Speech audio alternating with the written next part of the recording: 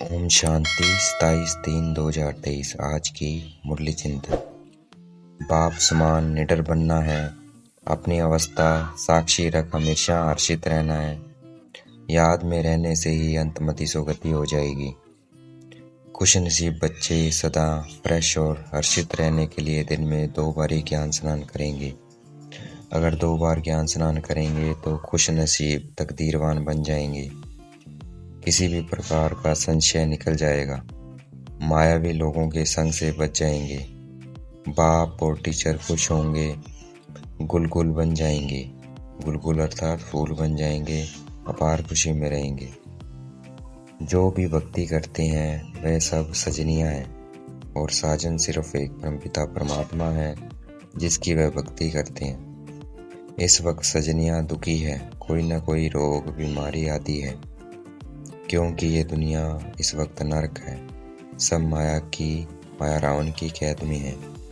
तो परमात्मा राम आए हुए हैं इस रावण कैद से छुड़ाने के लिए। तो हमें जागना है और जगा रहे हैं हमें। जाग सजनिया जाग। परमात्मा शिव ने गीता से स्वर्ग स्थापन किया था। गीता भारत के देवी देवता धर्म का शास्त्र है। जो देवता धर्म इस वक्त प्राय लोप है, अर्थात आटे में नमक मिसल है। अर्थात देवी देवताओं के चित्र हैं, लेकिन अपने को कोई देवता नहीं समझता है, देवी देवता नहीं समझता है। अपने को भूल गए हैं कि सतयुग में देवी देवता धर्म था जिसको स्वर्ग कहते हैं।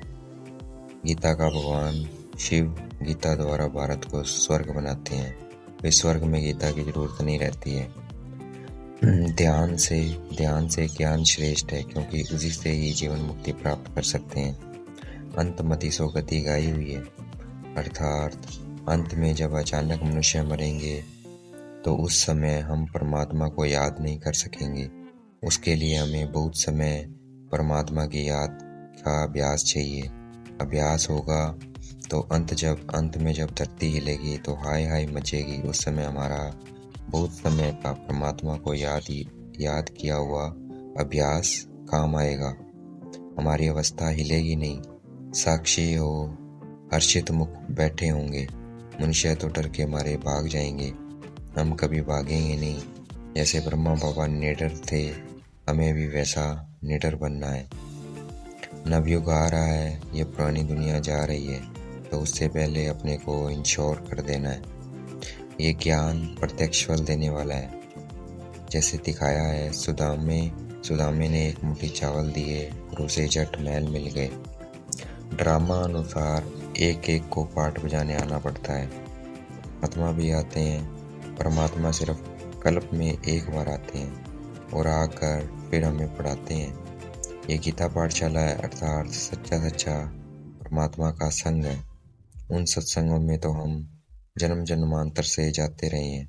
एक कान से सुना, दूसरे से निकाल दिया, और वहाँ पर कोई एम ऑब्जेक्ट भी नहीं होती है। उन सत्संगों के लिए कोई मना नहीं करता है, परंतु इस ईश्वरीय सत्संग में स्त्री पति दोनों को पवित्र बनना होता है, इसलिए यहाँ आने के लिए मना करते हैं। शादी नहीं करनी है। अगर इस अंतिम जन्म में शादी करेंगे तो मोह की जाल बढ़ती जाएगी। पति में मोह, फिर बच्चों में मोह, फिर पीर घर ससुर घर में मोह।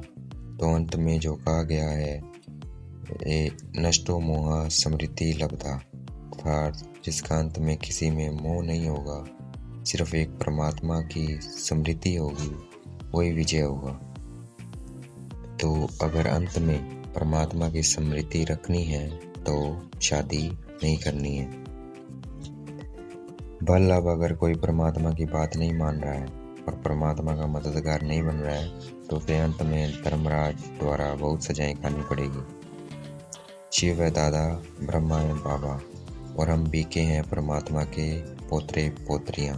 तो ये हो गया ईश्वरीय कुटुंब। जो परमात्मा के साथ सच्चा बनेगा उसे नशा चढ़ेगा। हाफ कास्ट ब्राह्मण होंगे तो उसे नशा नहीं चढ़ेगा। आज की मुरली का वरदान। तन मन और दिल की स्वच्छता द्वारा साहेब को राजी करने वाले सच्चे होली हंस भव। स्वच्छता कहते हैं मन वचन कर्म संबंध सब में पवित्रता। इसीलिए पवित्रता की निशानी सफेद रंग दिखाते हैं और इसीलिए हम होली अंश सफेद वस्त्रधारी हैं। तो हमें तीनों में स्वच्छता लेकर आनी है, उस पर ही परमात्मा राजी होते हैं। आज के मुरली का स्लोगन, जो इस समय सब कुछ सहन करते हैं वही शहंशाह बनते हैं। अच्छा, ओम शांति। शुक्रिया मीठे बाबा, शुक्रिया।